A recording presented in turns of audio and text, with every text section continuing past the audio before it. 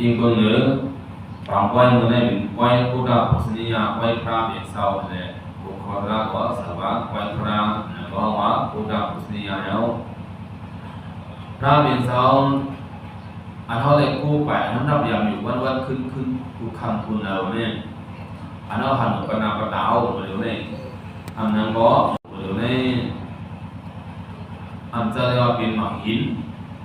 อันจะเรียกว่าเป็นหินหนอหินขาวมันเป็นสปิงรูปร่างเนี่ยมันก็ว่าเป็นสมาสัมพุทธพระเวสสันเนี่ยเพิ่มมองเอาเสือซึ่งนั่นเสือนับเนี่ยมันไว้สาวคนจริงจอมเป็นกาขันเกสุจึงมีผู้สุดอาวัตสายอาทิเดียวพอด้วยหันมาเป็นหมากหินขาวไว้ว่าเนี่ยซื้อเป็นหินหนอไว้ว่าในจุดนี้ก็เพราะว่ามันก็เป็นหินหนอเป็นหินขาวกับตาเอาไว้ตาเอาหนึ่งเป็นพระไว้แล้วเมื่อเจ้าหนึ่งหลายมังซีอันห้องว่าเงินมังเหมือนนั้นเพราะว่าเจอว่ามันเป็นเงินเนี่ยเขาก็เจอจ่ายกันเลยก็มันก็ไกลโคกาขันตาหนึ่งเหมือนกันก็เพราะว่าเจอมันเป็นจีกล้วยนี่ก็มันก็เป็นจีกับอะไรมันก็เป็นกาก็นั่นแหละบอกว่า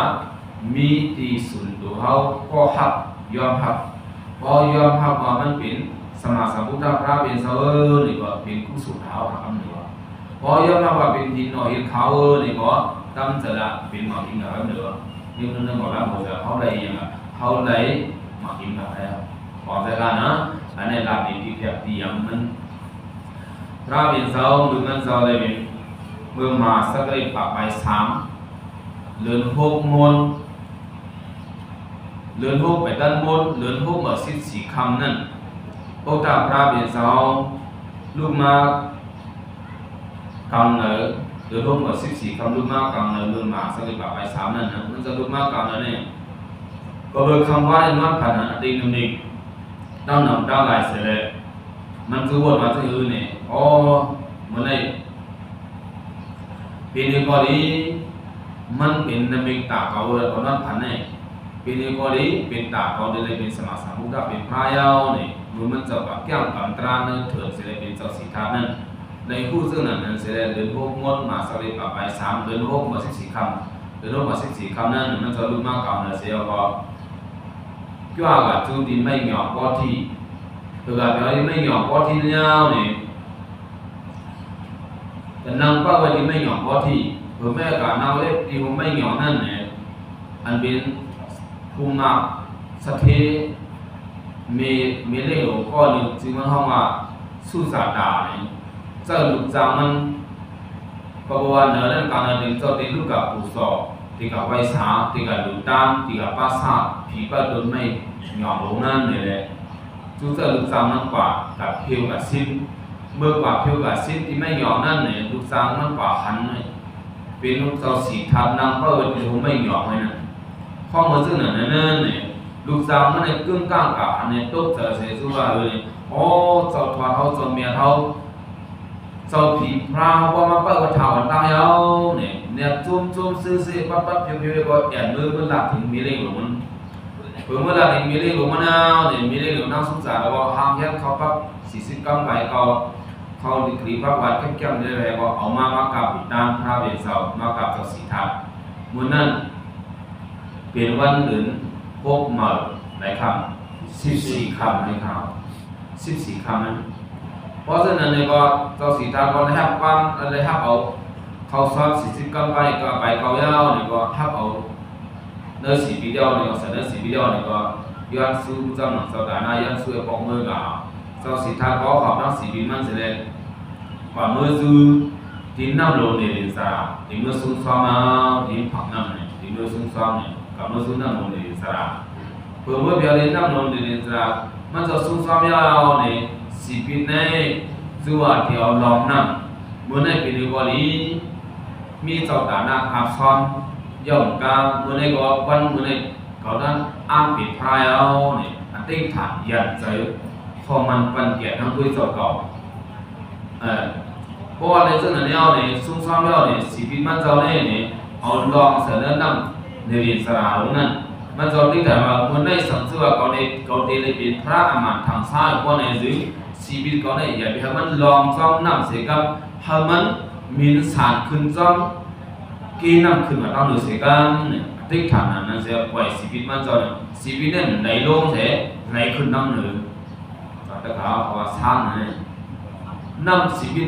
เนี่ยไหลลงแล้วจอมน้ำนะทำไหลขึ้นมาตั้งหรือนะน้ำไหลลงสีพิษเนี่ยไหลขึ้นน้ำหรือว่าไหลขึ้นไปเอาเนี่ยไปยุสันทานเอาเนี่ยก็จอมกับโจมลงไปกับแถวที่นักการลงทับอะไรก็แหวกมันจะซ่อนมันตั้งแต่สีพิษสีรุ่นก็ในเคล็ดนี้ว่าอธิษฐานขยันเสพพระวิญญาณสังวรเมื่อได้ก็ได้มีพระกันนักษาเพราะในสีพิษก็เนี่ยมันไหลขึ้นตั้งหรือเสียกันเนี่ยข้อไม่เป็นขยันเสพมันจะเลยอธิษฐานมันจะเลยมันจะก็เลยหัดสีพิษมันไหลขึ้นมาตั้งเลยก็โจมไปก็มันจะโจมให้เป็นอย่างไรโจมให้อันโจมให้นั่นบางครั้งหัวใจนั่นเมื่อได้ก็ได้มีพระปีนหัวยาวเนี่ยยาวติดโจมไปก็ได้ขัดเจอเนี่ยขึ้นปอไหวสายมาปอไหวสายมาเนี่ยซูมาหับญาเปิดมาพวกญาอันห้องมาปุนปัดยืมมากแต่เขาเฮ็ดอะไรจะมาหันเลยจะมาเขาปัดบุกคนร้านนี่นะมาญาปุนปัดยืมมากปุนปัดยืมมากนี่มาพบกันก็มาพบกันเอาเนี่ยก็ส่วนเจ้าดีกว่าตั้งเลยดีกว่าตั้งเลยเนี่ยอ๋อ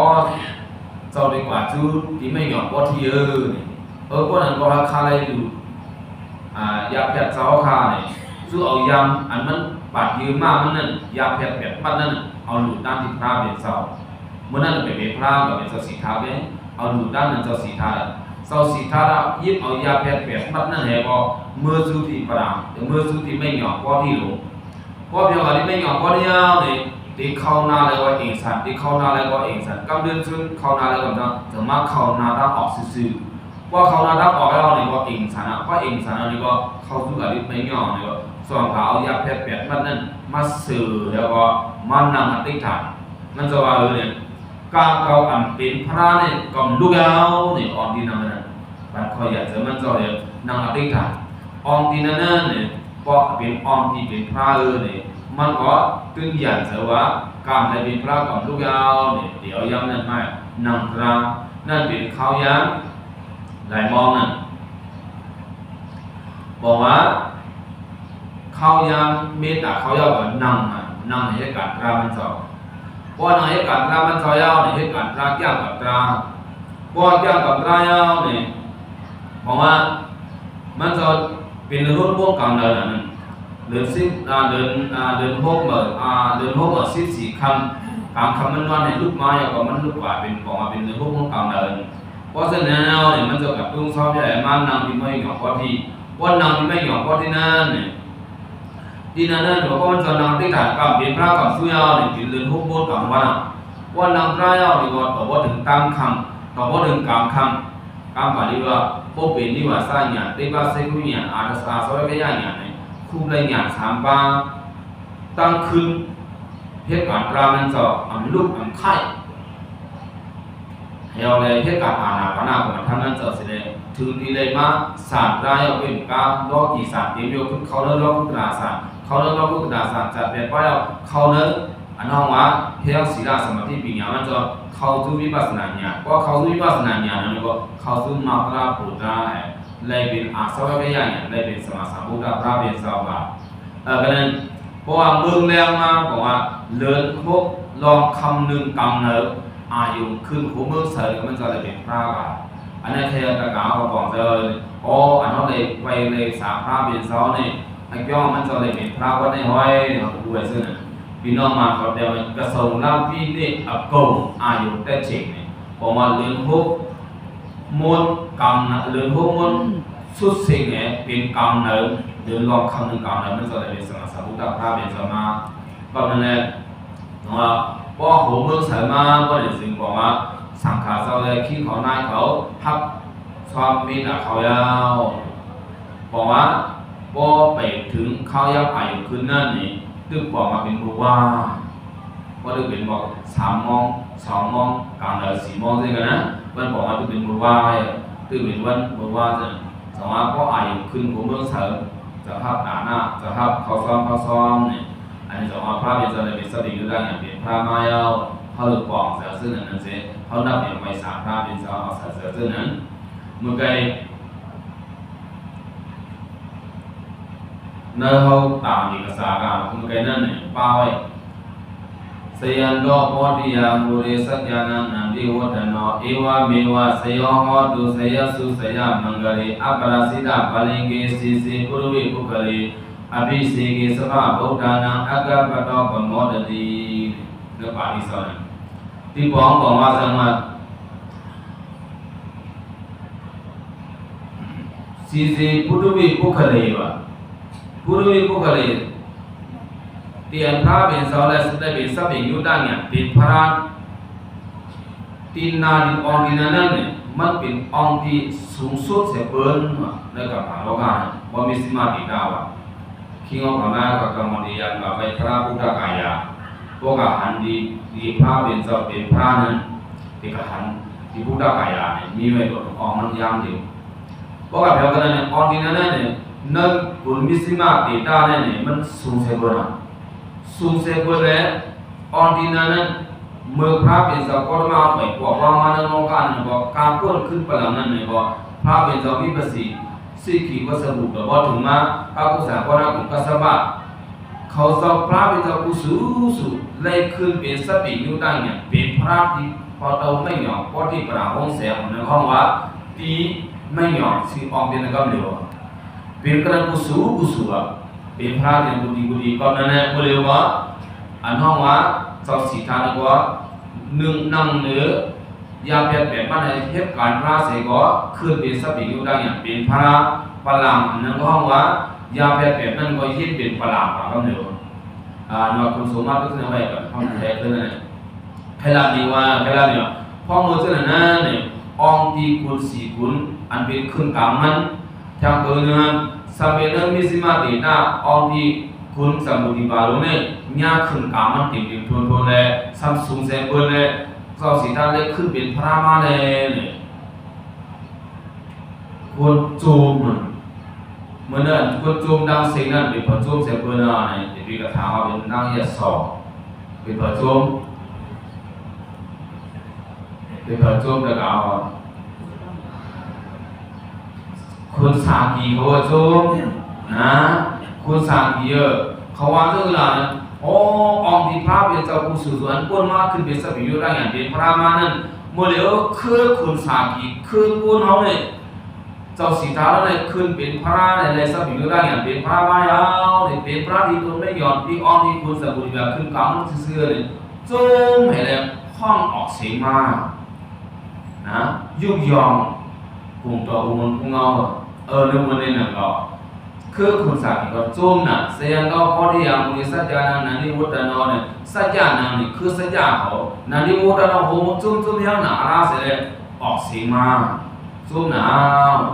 มันเลยบอกว่ามาเกี่ยวกับกระดาษของมันเลยหันเข้ามาขอทราบพระเป็นเจ้าอันห้องว่าคุณเขาอยู่ในสมาสัมพุทธพระเป็นสมาตั้งนี่ที่สองที่เกี่ยวแล้วนี่สองเจ้าตาหน้าสองตะกาวเขาจุ่มเนี่ยจุ่มค่ะจุ่มที่มาจุ่มที่ค่ะจุ่มที่อยู่คือคุณสากีเขาได้ลงมาพ้นคือเขาขึ้นเป็นพระเขาจุ่มแล้วน่ะเขาออกมาเป็นผู้การจุ้ยเนี่ยเป็นมาอนันติกาสาที่สังสารมันนะก็เพราะฉะนั้นเนี่ยเขาก็จุ่มกับตะกาวเขาจุ่มกับเจ้าตาหน้าอะไรมันดุดันพระจุ่มกับเขาเลยมีพระเป็นเจ้าแค่นั่นก็อันห้องว่าสัพพิยุตังอย่างเราเขาเลยเอาใส่ไว้สามพระเป็นเจ้าสองแค่หนึ่งแค่สองจุ่มได้ดิพอจุ่มได้ดิจะหุกกาขันมันเลยป้อนจุ่มได้ดิเนี่ยเป็นเงินเนี่ยมันกล่องมาเป็นจีได้หรอกันไหมสองใจเลยล่ะเพราะเป็นจีเนี่ยก็เพราะมันมาเป็นจีก็ถึงจะเป็นจีด่ามันไม่หรอกมันเป็นเงินด่ามันสองใจนะเพราะมันมาเป็นจีเงินเนี่ยนี่ก็ถึงจะเป็นกาขันมีกาขันกับเสือนี่ก็เพราะว่าเอาเป็นสัพพิยุตังอย่างเป็นพระมาแล้วนี่ก็คุณสากีเขาได้คำหันถึงว่าเจ้าสีทาเนี่ยเป็นก้นยูมันหันถึงว่าพระเป็นเจ้าเหนือกับเสือเขาบอกเขาเพื่อเป็นหมอหินหนอหมอหินขาวเขาว่านาวินสมาสามุตตาเป็นพระเป็นเจ้าตั้งหนึ่งแก้วหมดเลยสองใจเนี่ย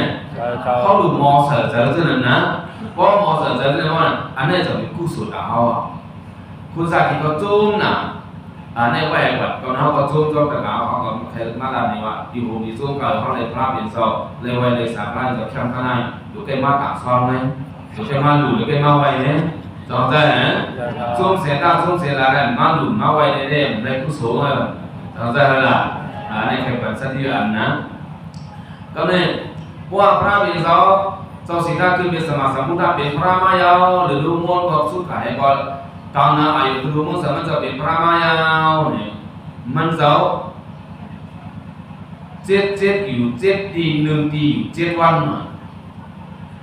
เจ็ดอยู่7 ปี1 ปีอยู่7 วัน1 ปี1 ปีเนี่ยอยู่7 วันได้ถามยอก็สังมี7 ปีตั้งวันมีหลายวัน49ครับ48 วัน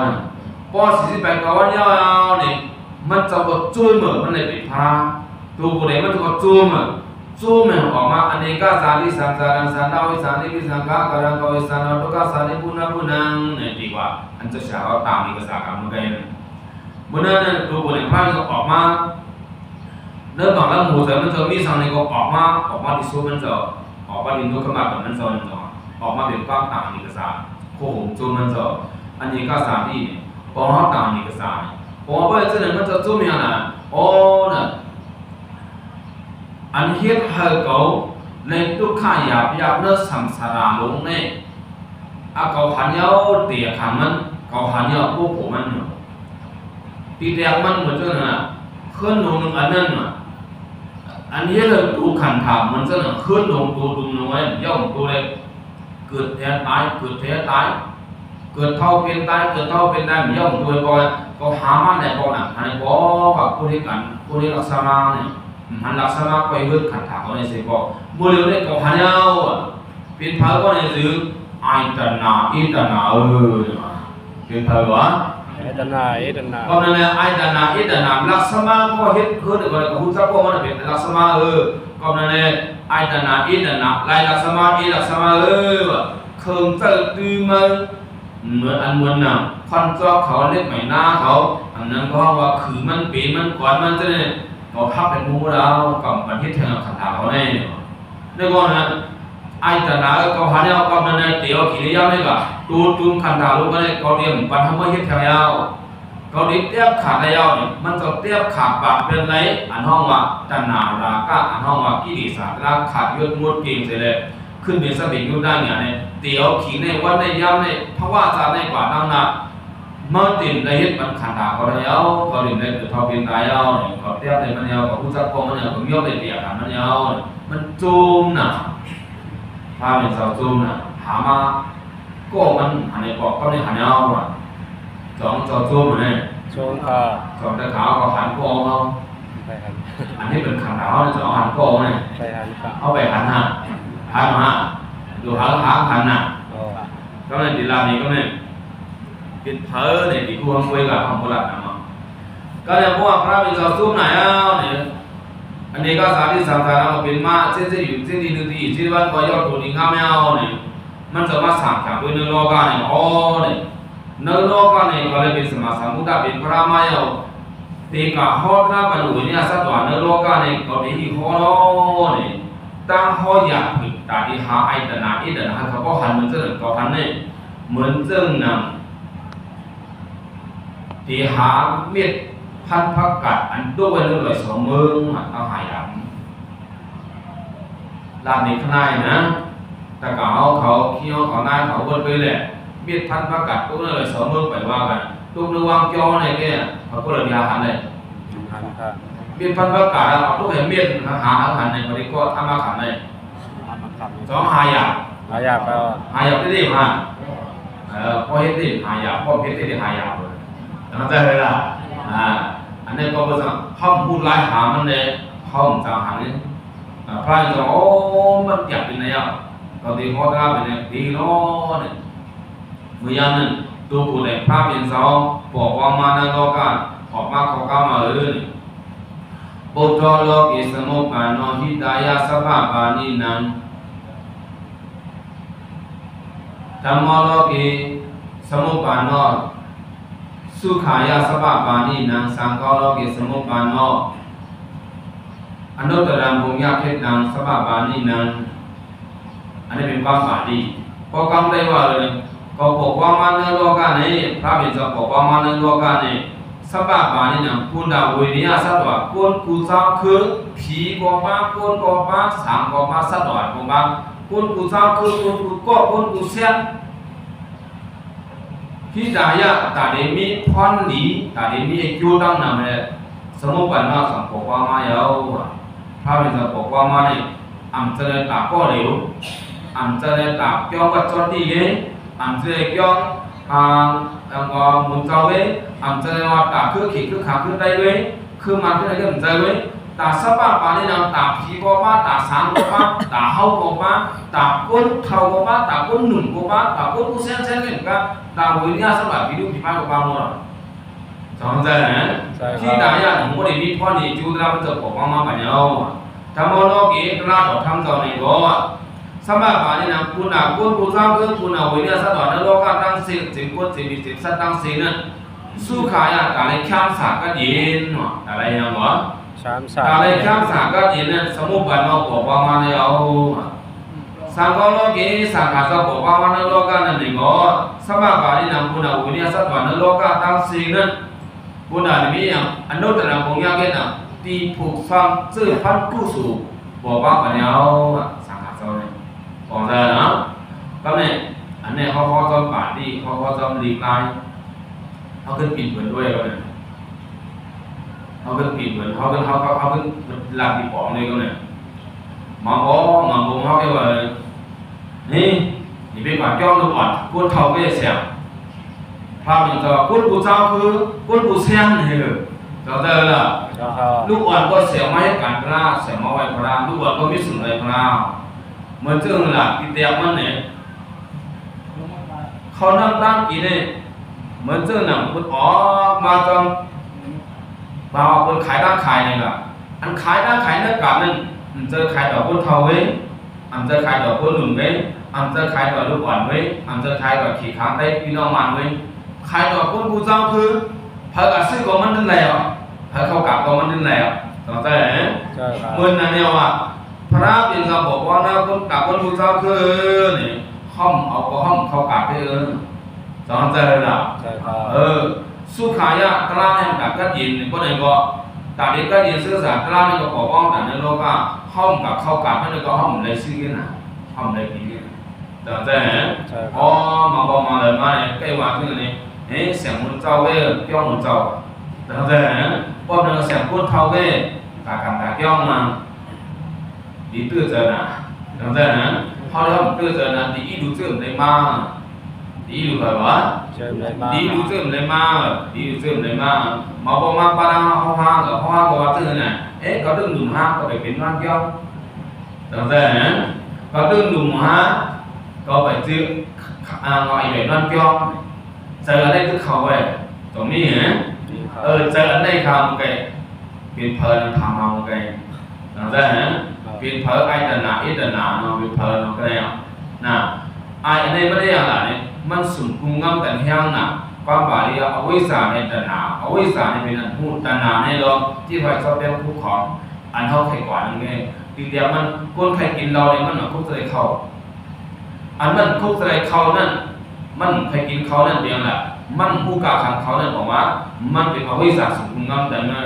อันมันที่ไข่เรานั่นเป็นตนามันจังใจสองเสียงเสียงขนาดอย่างนะก็มันอันนั้นไปกับอันนั้นไปย่อมภาพว่าการย่อไปย่อมภาพในเรื่องน่ะมีสองเรื่องกันเอาวิสาให้ตนาเอาวิสาอย่างน่ะสุนกุมเงินแต่หูเราไว้แต่ในกว่าก็ห้ามไปซื้อเขาไปแซมเขาฮัทก็รุ่นหนุ่มจังเช่นเพราะทอมาจะหายการย่อมเพราะว่าเจ้าย่อการตั้งเป็นสังคุจะเลยหาตารางว่าอะไรมาจะหาคุจะเหตุการณ์จังเช่นอันนี้บนว่าเอาวิสาอันหูนั่นสุนกุมเงินแต่ไว้ตนาสมัยอย่างละเมื่อกว่าไรทำกว่าอย่างละกว่าตั้งอันดีกันนะที่ว่าอันดีกันนะว่ารู้ว่าก็ใช่กันสมัยเรียนก็ชอบปัญญาแต่แต่คนบางคนทำมาหนูอีกอะไรนะอีกอะไรอย่างการเปิดกว่าทิ้งลูกว่าทิ้งเงินเปิดแต่ดีกว่าจะได้บอกมาสังนะบอกว่าเอาไว้สารในตนาสุนทรเงินแต่ไม่เลยอันนี้เป็นตัวมันเอาตัวตารางมันเอาอันนี้เป็นเรียกกันมันเอาภาพเป็นตัวเองย่อหันกองอยู่เมืองงามเขาจะไปหันตัวเขาไปอย่างวะไปหันตัวเขาเนี่ยกำลังใครบอกนะพระจะมา ตอนนี้จะเป็นลานี่ยังอีนึงว่าลานี่พายซอตะกาวก็คิดว่าหน้าก็ยังของตะลายังเหตุการณ์ตราดาสีเนี่ยที่ยังมีอยู่อปุ่มอันนึงอปุ่มอีหยังเนี่ยอันว่าสัตถิเมื่อปาราณสีสัตถิกวัดอันว่าแต่ยังมีเนี่ยสัมเบสัตถิอยู่สัมกวัดอันว่าก็ตัดเรือเนี่ยก็ว่าอุเมตั้งไว้เป็นเงินคำอันสุขอันกุฏิมัน40กุฏิเนี่ยภายพ่อแม่ก็ภายพ่อ40กุฏิภายแม่40กุฏิเนี่ยปัจจัยเงินคำเนี่ยก็พักลูกพักดำสอนปิญญาปันเนี่ยกำลังซึ่งกุฏิเขาตายไปสองตาสองก็ลูกชายมันตีนะเนี่ยก็เป็นผัวเมียก็ทางละหมอหากินหายังเข้ามาคุมควรกำลังซึ่งมาเนี่ยเพิ่นก็เปิดจ่อกินภายหน้าก็เปิดจ่อกินกำลังซึ่งมาอย่างไรยิบก็ปัจจัยก็หาย้อนกินเปิดเท่าหนาละอาสา80 บาทเท่าก็เท่ายังยิ่งก็หาย้อนกินเป็นตั้งผู้ตั้งมีกับเพียวกับกันเลยเนี่ยเพียวที่คุยเพื่อนอันผลไม้แบบมีแต่ว่าคุยเนี่ยก็ห้องมันเนิ่นๆเนี่ยเจ้าย่างเขาตั้งพระบิณฑบาตที่ว่าตุ้งซ้อมกับหันตัวกับหันเนี่ยง่ายอย่างนั้นเนี่ยจำโยกะตั้งปิดเนี่ยจำป่าตั้งเลยมีกี่วิเศร้ามีไว้ยิ้มคุยเพื่อนห้องมันนั่นเนี่ยพระบิณฑบาตยุ่งเนี่ยเจ้าย่างเขาจะถามพระบิณฑบาตหรือพระจะเดี๋ยวมาที่ย่องพระจะมาโหตาแบบเขาว่าซึ่งล่ะสัตย์หลวงก็ในมือยังมันปีเดมันได้ว่าสัตย์หลวงก็ในเนี่ยมันเป็นสัตย์หลวงมันได้มีบารมีตาเห็นไรมากญาณภูญาณตาเห็นไรถึงอาราธาอาราธาภูตาเห็นไรนิพพานเพราะว่าตาเนี่ยก็เดี๋ยวเนี่ยผู้สูงมันเนี่ยกรรมมันเนี่ยนะคุยกันมือไอ้ใหญ่มันก็เล็กนั่นว่ะเสียงที่ว่ามันคัดจากเหตุการณ์โลกาโลกีไปมามีบ่ได้ยืมจำเป็นสักที่หมายนึงว่าสังเกตว่าเหตุการณ์สักที่เหตุการณ์โลกาโลกีมาเข้าเนื้อสารพระเป็นต่อเหตุการณ์ตราย่างกับตราบ่ได้ยืมเลยเป็นญาตาว่ะนำกันมันเป็นหยังหรอเป็นยานตาครับญาตาจังซั่นสูงครับซั่นสูงเสียบ่ล่ะโยสังเกตว่าหลวงพ่อมาอยู่นั่นตอนนี้ในสิตาก็ตุติยะอายุมาเสียงเสือปานกามันเสียงเสือมันเฮ็ดตั้งกะตั้งไอ้ลูกเฮ็ดสิบ่ยี่บ่นี่คือจำเป็นสัตว์หมายสองเป็นหมายหนึ่งเลยสิตาว่าก็บ่ตรงลื่นอินน่ะจังซั่นนะก็บ่ว่าตรงลื่นอินเลยเนาะเพราะว่าเฮ็ดการค้าขายบ่ได้สิไปบางมีบ่ได้สิอันตั้นได้เป็นสัตว์หมายหนึ่งก็เป็นสัตว์หมายสองเป็นสัตว์ผู้เป็นผู้เมาซึ่งชื่อว่าเหตุการณ์ไปมักมีเหตุก็เข้าอยู่ในสถานะย่างกำไรกันพอนะกรรมฐานแล้วก็ในซึ่งสร้างในเป็นอนาคามผู้กูเป็นอย่างหรออนาคามผู้กูอนาคามผู้กูนี่ย่อมาอีกแล้วนะต้องย่อไหมย่อมาอีกครับเมื่อพระมาอายุเป็นยานตาได้นะทุเรียนอายุว่าเป็นอนาคามไหมอ่ะจันเตียงเอาต้องเตียงไหมแจ่มครับซึ่งชื่อว่าตั้งที่พระมาอายุก็ตั้งเหตุทุเรียนก็ตั้งเหตุด้านยาใหญ่มากเข้าบ้านเราถึงจะลูกคิดกันสิบ่ไปมามีบ่ได้ซื้อบ่เลี้ยงบ่กินบ่อยู่บ่เศร้าให้ก็เป็นสัตว์ที่หมายสองเกินบนเลยก็เป็นปืนป่าได้อยู่เนี่ยสิรู้เวียดนะเป็นปืนป่าได้อยู่อ่ะเพิ่นก็ได้พูดบ่ได้มีอ่ะจังได๋มันยังโอนอ่ะสังเกตเหตุการณ์โลกาโลกีเข้าทางเนื้อสายให้กันสมถะวิปัสสนากรรมฐานลากย่างกับตราบ่ได้ซื้อเนี่ยจำเป็นในโสดาบันเป็นยังหรอโสดาบันฮะโสดาบันนั้นจำเตียงเบาจำเตียงเบาเตียงเขาแล้วสาธารณะนี่นะโสดาบันไปเติมไปซื้อน่ะเพราะโสดาบันเนี่ยสักการะอนาคามยานตาน่ะมีสีจันน่ะเพราะนั้นสีจันเนี่ยปฐมอายุก็ตั้งแต่เอาตุยาอายุก็ตั้งแต่ตั้งอายุก็ตั้งแต่เอาเนี่ยซุ่มเป็นรักษาเพราะนั้นก็จะกล่าวเขาวนด้วยแหละเขาคงไม่ยังแหละเมื่อก็ได้คนเอี้ยวกับสันปิญญาไว้แต่ขึ้นย่อแค่เปิดมันให้การตารางภูมิก็เลยจะรวดในการตารางใจก็ต้องใจนะลูกบอลก็สบายปานนี้นะคนกูเจ้าคนกูเส้นว่าพระจะบอกว่าแบบนี้เว้ยก็มีสิ่งอย่างกับตารางเลยเพราะเกิดมาในร้อยอย่างละเพราะอย่างมาอีเนี่ยพวกมองกับมองไปมามีภาษาปิญญาเรื่องภาษาปิญญาเนี่ยมีสิ่งอย่างกับตารางอีดูนะต้องใจนะเช่นเรื่องมาสอนธรรมะตารางมันนั้นมากก็เลยคือตั้งใจเป็นยานตาเลยวะแค่มาวันทุกอย่างอย่างเพราะว่าอย่างแต่ละทุกอย่างอย่างมาให้ดูว่าตัวเรื่องอะไรเป็นญาติอะไรเสร็จแล้วว่าเป็นอนาคามได้ก่อนรู้ยังไม่ยอมกับสังเกตนะในใครวางอะไรเนี่ย บ่อายุเอาเท่ามาจะมาเหตุการณ์ราบ่ได้สิเฮาตัวลึงอันนี้ก็นั้นจะเคลานิวาล่ะเคลานิวาสบาปานี่นั้นคนกูเจ้าคือคนกูเสียนคนกูก็เนี่ยมีส่วนเหตุการณ์ราที่ตายตาที่ขึ้นยามาสูสุขายะตาได้ข้ามสารในโลกาเนี่ยสบาปานี่นั้นคนกูเจ้าคือคนได้กูรังเสียเนี่ยสมุปานอเนี่ยปกป้องมาปะเฮายาวสุนในสุนเป็นเฮาจังใจเนี่ยเฮาสั่งไปยอมเอาเนี่ยจะเฮาตกลึงหนึ่งมื้อเดียวเฮาตกลึงเด้อมื้อเดียวถึงมาว่าอีทีพีสว่าชาวนาลึกดังหลังจังล่ะจังใจเนี่ยสอนเราปกป้องบนว่าเพราะชาวนาลึกดังหลังสอนเราปกป้องจังใจล่ะไปว่าเขาจะสอนทำสอนหรือบ่ย่ำไล่ไปว่าเนี่ยมันจังใจเนี่ยก็เนี่ยจะเฮาตกลึงเนี่ยไอ้ตกลึงเนี่ยสิได้ว่าอย่าไปเจอเลยสบาปานี่นังตาคนกูเจ้าคือปาดังตาคนเผาตาคนเผาพอมาเห็นการตราบ่ได้ถึงตีไรยังอ่ะเป็นซอดาบาดได้เว้ยที่จะเรียกแค้นแหสะเทศเป็นลายจำได้ล่ะก็นั่นแหละอันเจ้าเคลานี่ว่าอันพระเป็นเจ้าบอกว่าในเรื่องการเนี่ยย่อมีกิสุนเฮาข้างในนึงเนี่ยเฮาแบบรู้จักกาขันเฮาต่อถึงวันมื้อเดียวกูเฮาเมียเฮียงบันเฮาเนี่ยเฮาเฮียคือบรรลุดานเฮาซื่อไหนเขาก็เนี่ยด่วนเขาเยอะมากการย่อมเป็นอย่างดึงแบบย่อมพอทำดึงเปิดเงินพอมือก็เยอะมากมือก่อนเลยไปเลยมีอาศัพชาว30มากเพราะเนี่ยถึงพอหักอย่างเขาบอกว่าเรียกพอหาซิว่ายิ่งแข็งเพราะนั้นปลาหาเงินเนี่ยดึงกับมือเข็มมือไทยแถวมือลาวดังใจเหรอดึงหาเงินหาคำเนี่ยดึงหาตลาดก็สอนดึงหาเหรอดึงหาก็อุปมีเขาก็ดึงเขาหาเขาก็ขึ้นดึงพอลูกหลานเขาก็ขึ้นจะหาเงินแทนได้จะเขาดึงหาตลาดเนี่ยกำเงินซื้อตัวไปหาก่อนนะจำได้ละตัวก็ไปหาเลยอันนี้จะเคลานีมาเลยเคลานีมาพระบินสาวบอกว่ามาในโลกาตราบต่อทำจะบอกว่ามาในโลกาสังฆาเราจะบอกว่ามาในโลกาอันจะได้ตาปีน้องขึ้นนั่นขึ้นเนี่ยอันจะได้ตาคนเส้นนั่นเส้นเนี่ยเป็นตาคนกูเจ้าคือเป็นตาผีเป็นตาสามเป็นตาสัตว์ตาวิญญาณสัตว์ในโลกาตั้งเสียเนี่ยสุดเลยสุดเป็นเนี่ยห้อมเอาหางเลยเขาสุดเลยต่อจากนั้นก็นั่นแหละเมื่อเขามาเป็นอย่างไรจะได้รับในอันนะเหมือนว่าพระเป็นเจ้าเนี่ยพอผู้จักกาขันพระเป็นเจ้าไว้สาพระเป็นเจ้าเนี่ยจะผู้จังเลย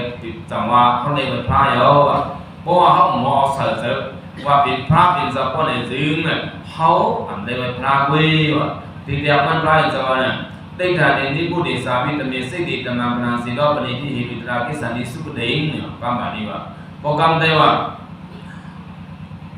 พระเป็นเจ้าอันเขาสั่งเรื่องนี้ผ่านกว่านั่นแหละสัมดาโขนหางยุนอันมีอยู่ปนาปดาวเนี่ยเพราะว่าจะเป็นสมาสมุทธะเป็นพระเป็นเจ้าอันเขาสั่งเรื่องนี้ผ่านเป็นสปิยุได้ญาณเป็นกุงดอกอุมุนพุ่งเงาโคป้าเต็มตัวเนี่ยกุงเจ้าก็บนเต็มเนี่ยพระเป็นเจ้าเนี่ยเอาเนี่ยเสด็จไว้สามคนในจึงมอเสด็จเนี่ยอันนี้จะเป็นผู้บวชไปพระจะเป็นผู้บวชเลยไปพระเดียวตัวเมียพระเป็นสัตว์เดียวต้องบอกใจเนี่ยเมื่อนั้นเนี่ยก็ตราต่อทำเจ้านั่นเนี่ยก็เป็นนั่นว่าเมื่อไงเนี่ยพระเป็นเจ้านั่นเนี่ยเพราะว่าหมอเสด็จเขาที่ขาหน้าเป็นโคนทางมันเป็นก็เนี่ยเป็นอย่างเหรอเป็นโคนทางเป็นมาหินเดียวอันนี้จะมาหินอ่ะจะมาหินอ่ะเขาหลงหมอเสด็จนั่นเนี่ยเขาหลงหมอผู้เจ้าว่าได้การนี้ผู้ที่สาวิตามินซีธรรมะปราณีเจ้าปณิที่มีราคิสันนิสุขเด้งวันบอกว่าพระเป็นเจ้าเป็นสัพเพยุดาญาณเป็นสมาสัมพุทธะพระเป็นเจ้าเป็นสาเป็นสาสังสารสัจกุน้อยนี่เอากุ้งดอกกุมุนกุ้งเอาพระเป็นเจ้าต่างสีมามสอนไว้สาเพราะเนี่ยสิเขาเลยทุกอย่างพระเป็นเจ้าเดียวป้อมซื่อๆเนี่ยคนทางพระเป็นเจ้าเนี่ยคนทางเนี่ยที่มาเฮกุมุนกุ้งเอาพระเป็นเจ้าห้องหันเขาหันเป็นแบบนี้เนี่ยหันทางให้ต่อจากนั้นกำเนิดตลาก็หมดอ่ะป้อมกับย่างกำตลาป้อมให้การวิปัสสนาเพราะเนี่ยจึงป้อมไปให้การสมถะวิปัสสนากรรมฐานตลาเพราะเนี่ยจึงนี่ตีเป็นอย่างนี่ตลาอันวันก็ตีเป็นปักไปก็เนี่ยเป็นเสาไปอ่ะเป็นอย่างวะ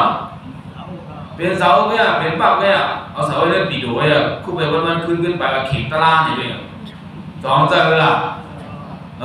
เข่งตลาดก็ไว้ขึ้นวันตั้งหัวตั้งหลักหัวของจริง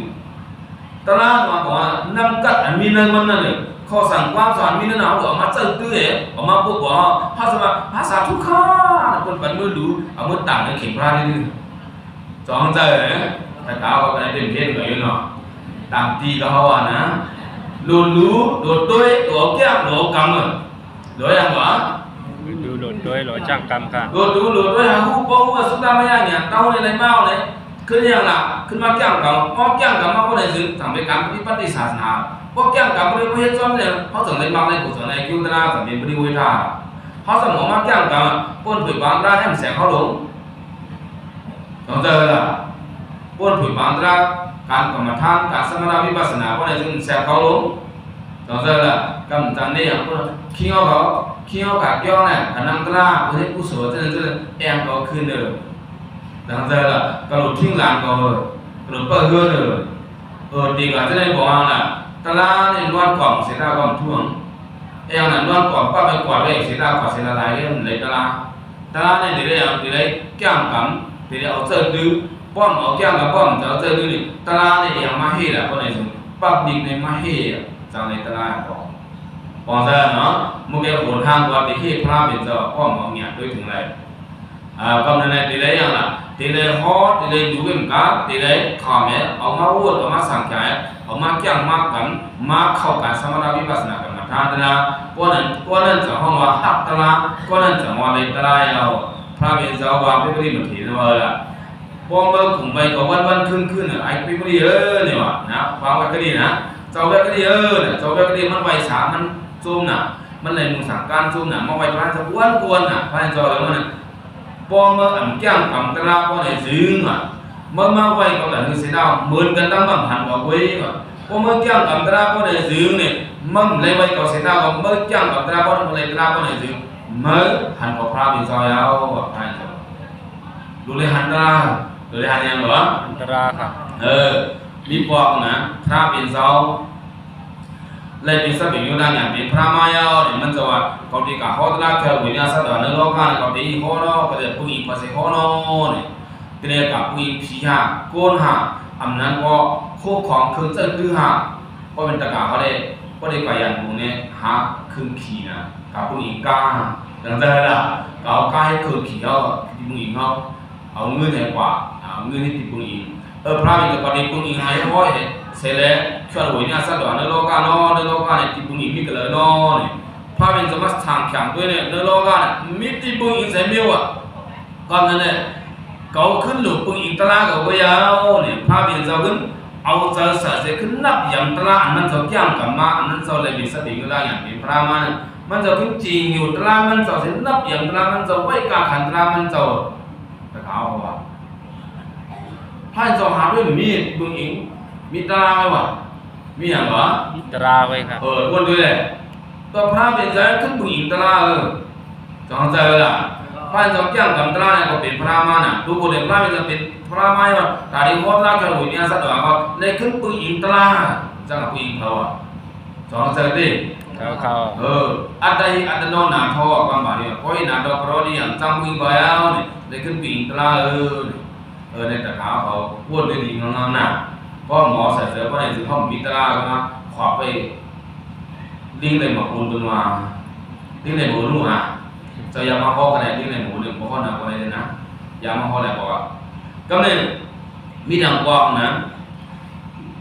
ปุ่งหน้าหลวงก้อนนึงมันกัดถอนตราให้เที่ยงกับตราเจ้าหนึ่งพระอย่างสะฮอตแล้วมันป่องใส่ตราบ่ายเอาก็มันจุ่มน่ะ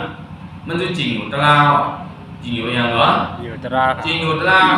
มันก็ซื้อมาสั่งการขืนแค้มสั่งการจุ่มเนี่ยเต็มมือหลุดตราว่ะ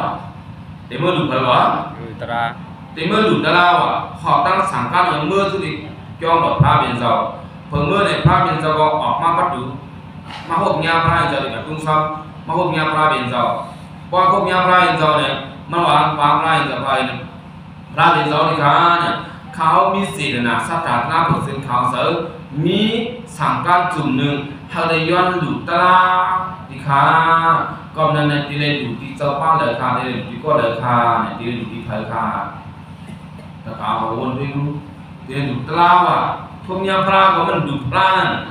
มันหลุดเผยที่อันหลุดตราว่ะเนี่ยหลุดเผย อยู่ตราค่ะ หลุดตราว่ะพระเป็นเจ้าชื่อว่าแล้วมันเนี่ยว่ะพอมาเข็นหลุดตลาดนี่ก็เลี้ยวเนี่ย เพราะว่าเข้ากันนั้นเพราะเนี่ยเข้ากันในแก้วมันกะหันเนี่ยทีแรกว่าดูที่พาเนี่ยเจ้าอันมีปูสุตตะธรรมะหมอฮอดราแค่วิญญาณสัตว์ในโลกให้แลพวกกูก็นั่นเป็นเจ้าตลายเอาพวกกูก็อันมีตลานั่นเป็นเจ้าตลายก็นั่นเนี่ยก็ให้ดูตลาก็นั่นดูเลยปลูกพวกกูก็นั่นเอาเนี่ยเพราะนั้นก็เขาสังกัดเข้ากันในแก้วไล่จะหันเจ้าอนันตาเนี่ยก็อ๋อมันว่าเจ้าอนันตาเนี่ยพระเป็นเจ้ากล้ากับฮอดราไปก็เลยก็มันเลยทำได้ยินเนี่ยมันเจ้าแก้วมันเจ้ากรรมเสียมันเจ้าเป็นโซดาบานเป็นอริยพวกกูเป็นเจ้าตลายเลยจริงอยู่ตลามันเจ้าให้ดูตามที่เจ้าอนันตาปุ่งนะมันเจอลูกอนันตาลูกตลาเจ้าอนันตาเจ้าอนันตาไล่ตลาเจ้าบอกเจ้าเนี่ยไล่จริงอยู่มันเนี่ยสองแค่มันเนี่ยใช่ครับเขาดูหมอไว้เจอซะเนี่ยเพราะหมอไว้เจอก็เนี่ยถึงเขาวัดตราทำเป็นจีที่กันนะเจ้าบอกเจ้าข้างในก็นั่นเนี่ยเขาดูหมอปองเจอที่ปองมันดีเพราะหมอปองเจอเนี่ยปองเอาน่ะที่เอาจือสิงตลาปักตลา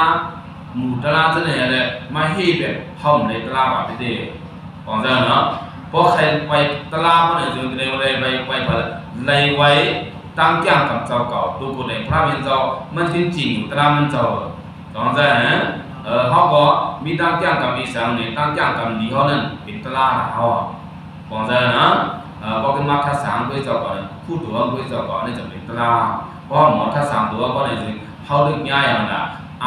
ตันนาอีตันนาตุกุมกุมสุนกุมน้ำแต่เป็นเขาไว้เลยตอนนั้นถ้าถือว่าปองใส่กันเลยนะ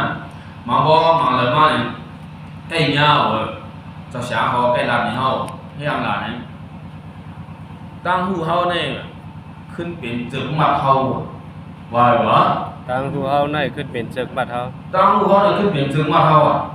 มันจะติดเดียวมันเนาะเมื่อเนี่ยเขาดูเหตุการณ์ตลาดเขาดูเหตุไว้พลัง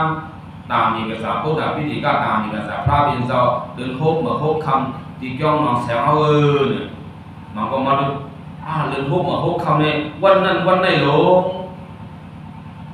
มันเอาว่าวันนั้นวันไหนดีหลงนี่เอาอันดีมาเสิร์ฟจังเบียกว่าปล่อยนั่นปล่อยตลาดจังเบียกว่าเบียกว่าอันนั้นอันมันเบียกว่ามันจะเบื่อไป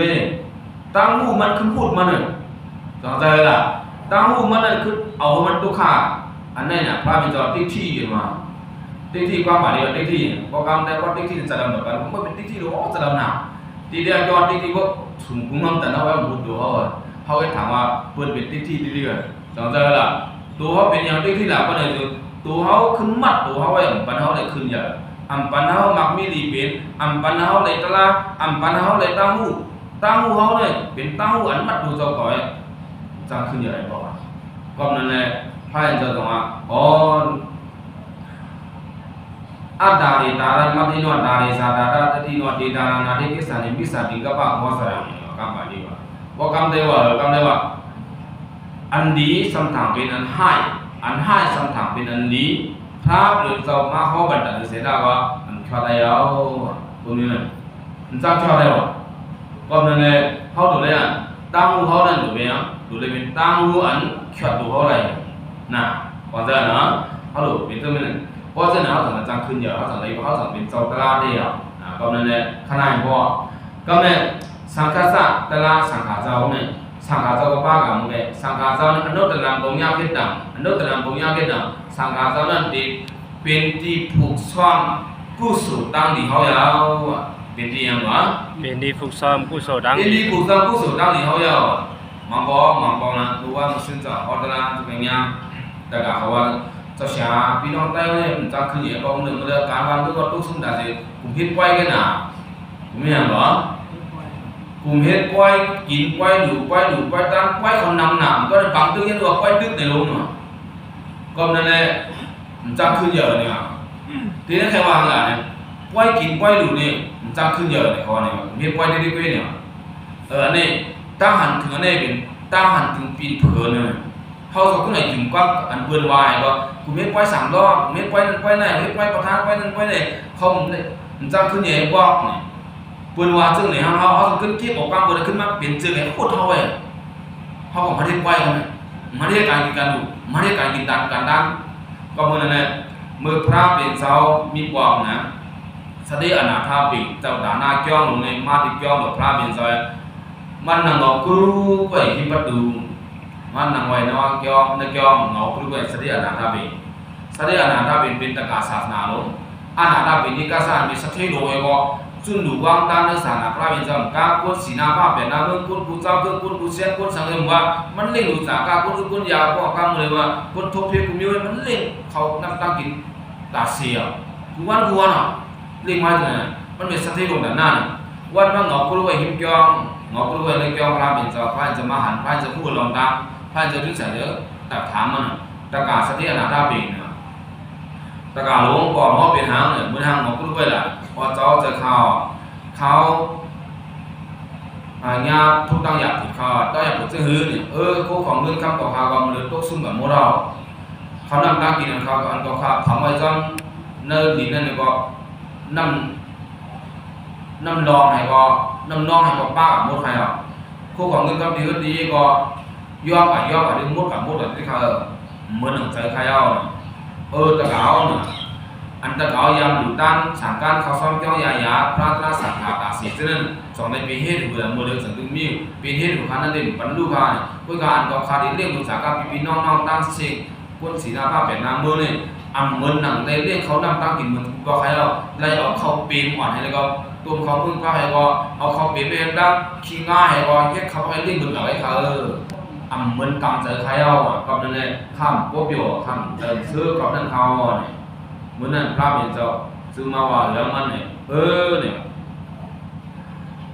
กำพองสมบัติแล้วมันสติอนาถาปิมันผ่านกับพวกนี้เลยที่ผ่านนะดูนิดหนาจากการนิดหนาปันบนนิดหนาหลักย่อนิดหนาเหตุการณ์ลงวันทั้งมันในยิ่งกว่าคนนั้นเนี่ยมันเจอเกี่ยวที่นั่นแปลว่าที่พระเป็นเจ้าตัวแต่การเราเห็นที่สำเร็จเนี่ยอันเปิดว่าหังเพราะนั่นเป็นอันจือลองตั้งมันอันจือลองตั้งอันผ่านในวัดลองตั้งอันผ่านในก็เปิดสังก็เลยจืออันตะเกาตกซึ่งกับคุมิวเนี่ยลองจือลองตั้งอันเปิดอันลองตั้งอันเปิดว่านั่นลองตั้งมันในที่เต้มันเป็นยังก็เปิดว่าตะเกาเขามาดูตั้งให้มันก็ผ่านการเจอว่าเรื่องดูจากการเสร็จก็ผ่านการเจอคิดไว้เสร็จก็ผ่านการเจอกุยอันที่มันอันตะเกาก็ผ่านการนี่ก็เปิดว่าลูกน้องตะปีตะกาเขาฮักหลังเฮียวะฮักหลังลูกน้องตะปีเขาฮักหลังข่าววันคนมึงฮักหลังเพราะข่าววันคนมึงลูกน้องตะปีฮักหลังก็ได้ถึงห้องลูกวันเมื่อห้องลูกสองลูกเหรอ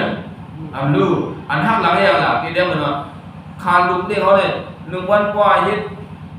เปลี่ยนนายนี่กันนะกังมันเลยต่อวันคำหนูเฮ็ดการเปลี่ยนนายก็ได้ถึงที่ได้เงิน100,000ราคามันก็ได้ถึง1 วันกับ100,000หนูเฮ็ดเปลี่ยนนายก็ได้ถึงซ้ำทุกอยู่เงินเปลี่ยนเงินต่าง100,000เพื่อการซ้ำเฮ็ด6 นายเนี่ยเฮ็ด5 นายเนี่ยมันทุกเงินอัดได้นะเฮ็ดถึงปีน่ะ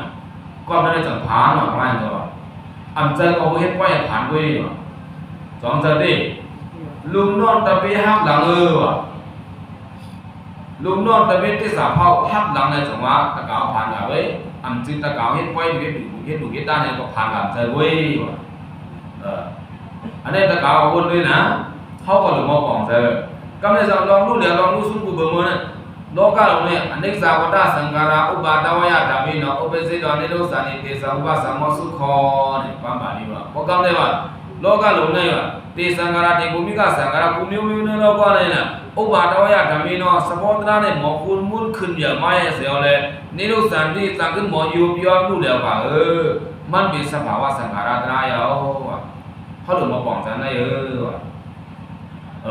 ตะกาเขาวนด้วยหมอกันหมอกีมานั่นสองขึ้นหมอหิวก็อย่าไปหิวพอทำเลยทำเลยอย่าไปกี้พอทำเลยทำเลยสองเจอละสภาวะบอกมันถึงเขาบอกมันนี่คุณมุนขึ้นแย่กีตุ่มเยาว่ากีเยาว่าขึ้นหล่นมาพุ่งมานั่นเป็นสภาวะโลกาอันนี้สาวดาสังขารเป็นมิลนะก็ในตัวดุมขันดาวก็ดีสังขารโลกาก็ดีกูลองตั้งเสียมันมีน้องขึ้นอย่างคุณมุนไม่ก็มันจะขึ้นดูแล้วว่าอันดูแล้วกันก็จะขึ้นหมอคุณมุนขึ้นอย่างก็บนในสังขารนะดูหมอปองใส่กันเลย เจอว่าเฮ็ดไว้สิได้ผ่านเว้ยบ่เจอว่าหลุดได้ให้ผ่านเว้ยเจอจากได้ให้ผ่านเนาะปองเจอเนาะมันเป็นสังขารได้อันนู้นเนี่ยมันเป็นมาเนี่ยก็เขาถึงมาปองเจอก็เลยพระเป็นเจ้าเนี่ยมันก็ปองเจอเนี่ยติลานี่ตะเกาเฮ็ดดังอยู่เนี่ยติลานี่เนี่ยนำเองว่าดูมีศีลนะดูมีสักกิซ่าดูมีศีลนะดูหมอนับยันมาดูมีศีลนะในข้อหนึ่งดูมีสักกิซ่าในข้อหนึ่งนะดูมีศีลนะมั่งลองยุ่มยำเขาดูยุ่มยำพระราชนาสังกัดดูยุ่มยำกุศลกรรมอกุศลกรรมก็เฮ็ดลองดีแต่ได้จำน้ำดีก็เฮ็ดลองให้แต่ได้ขำตาให้เนี่ยเขาดูปองเจอเนี่ยยุ่มยำเนี่ยตั้งเจอละป้อมยุ่มก็เขาพิจารณาตั้งเจอละอันนี้ป้อมยุ่มก็เลยถึงเขาเป็นติ๊กที่ขายก็กำเนิดดีกว่าพอที่คนกล่าวเขาจะทำมาที่เขาว่าทำย้อมหับเนี่ยเพราะเขาย้อมหับดองดีก็ของเขาย้อมหับดองดีนะเพราะเขาย้อมหับนี่ก็บางคนมาบอกว่าปืนความเมาลงนี่เขาเรียกว่าแต่ตีมันเนี่ยอยู่ห้องความเบิร์นอยู่จองเจอเพราะความเบิร์นก็เลยถึงอย่างล่ะมันถึงเป็นรุ่มกันล่ะมันถึงกวนกันเลยล่ะบางคนว่าปืนความเขาเนี่ยอยู่ห้องความเบิร์นห้าในการที่บอกเนี่ยจองเจอล่ะที่บอกแค่ว่ากันล่ะตลาดพระเป็นเจ้าในเทวาล่ะเขาหลุดหมออย่างเนี่ยเขาหลุดหมออย่าไปเอาตามผู้ธรรมะอันนี้ไหนมาผู้เท่าเขาอยู่อยากคันเจอพระเป็นสุขายาตลาดเนี่ยธรรมโลกิสุขายาสมาปานินังธรรมตราดธรรมพระเป็นเจ้านั้นสมาปานินังคุณดาวเวียสัตว์เนรกะคุณกูก็คุณกูเส้นกูก็ตั้งเส้นนั้นสุขายาอะไรแข้งสากกันเย็นเลยสมุบานนอสังโฆความมันโลกายเอาว่าตาแข้งสาว่ามันเป็นแข้งสาเป็นเจอทุกข้าวว่าในส่วนนั้นมันเจอตลาดจงเจอนะตลาดเนี่ยเป็นเจอแข้งสาก็เป็นอันนั้นในแข้งสาเนี่ยอยู่ขี้เจอตลาดอยู่เขาถึงมาบอกเจอกันเลยเขาถึงบอกอย่างละดูก๊อกแปดนะอย่างเหรอดูก๊อกแปดเลยนะเพราะก๊อกแปดเนี่ยก็ในแข้งสาเพราะแข้งสามากเลยว่าอันนั้นจะเป็นตลาดจงเจอนะก็เป็นเลยเมื่อในเป็นไหวอย่างเนี่ยไหวพุทธบุษเนี่ยไหวพระเป็นเจ้าเนี่ยตัวกับดูบุตรพระเป็นเจ้านับอย่างตราดูบุตรพระเป็นเจ้าขึ้นปีหิงตราเลยแก้มกันตราเสร็จเป็นพระมาก็นั่นแหละมันจะบอกไหวกาขันตราเนี่ยเขาก็เอาธรรมะเขาสั่งความสอนตราต่อพระเป็นเจ้าเสวยนั่งหมดแล้วจะผู้จักการดีการจ้าผู้จักอวิสาในตัณหาผู้จักไอตัณหาเนี่ยอินตัณหาเสียเขาหลุดเงียบมันเลยดีงามเลยก็เขาหลุดเทียบขาปากอะไรมันใดนั่นเขาเป็นในด้านล่างเทียบในด้านล่างเราคัดจะให้มังอ่ะให้อย่างหรอให้มังอ่ะลอยน่ะอาดูตะกาวเขาว่าแผ่นกิมโมนเฮิร์นน่ะสอบไพ่น่ะสอนตะกาวว่าคู่เสด็จดิซับนั่นบอกแผ่นกิมโมหูไหมเมื่อวานเขาได้ไปห้องแผ่นกิมโมเนี่ยนะมีสอบไพ่นี่อันว่ามีเจ้าเพื่อนกระหลุงเขาเพราะเขาหรือไม่มากจากกิมโมมากเพราะมันตั้งมากินเนี่ยห้องแผ่นกิมโมเนี่ยมื่อในห้องอะไรกันหัวนะแผ่นกิมโมเนี่ยก็ต้องซับกันอยู่เนี่ยอย่าว่าดีกับซับยังคุกเลยซับหมดเลยจำได้ล่ะมันเหมือนนั่นน่ะใครกี่เลยสาววิสาการนาเนาะสุ่มมันเท่าเนี่ยเหมือนแผ่นกิมโมดีๆก็นั่นแน่เนี่ยเมื่อเดี๋ยวเขาคุกเลยซับเสร็จแล้วก็เมื่อเดี๋ยวคัดเธอบอกคุกเลยซับมาว่ามันคุกเลยซับมันไปขาวเสร็จแล้วแค่เสียเขาซับเงยแค่เสียเขาไม่ยังหรอเช่นซักค่ะเอามาซับมีซับยาก็มุจูเพิ่นไปบรรซับยาเขานั่นก็ไปมีสระนี้กับมาท่านเขานั่นเขาไปโมไล่จ้างไล่กันว่าเขาโมให้การกู้สวยเอาอย่างมาล่ะเอามาจีนน่ะหมดเพราะจีนน่ะมันไรมาเลยถูกดีก็ไม่ได้ขับหลุดกันก็อีเดือดได้เพราะว่ามาเพราะเนี่ยเสียดีเสียเนี่ยเสียคนที่บางร้านที่เข้มเสียเลี้ยงงามเลยเป็นซับยาลงกันเลยนะว่าเนี่ยซับยาทั่วเดียวเพราะว่ามันขึ้นเจ้าข่าวนี่เลยนะก็นั่นแหละจะใครว่าใกล้กว่าหาซับยาอินนะ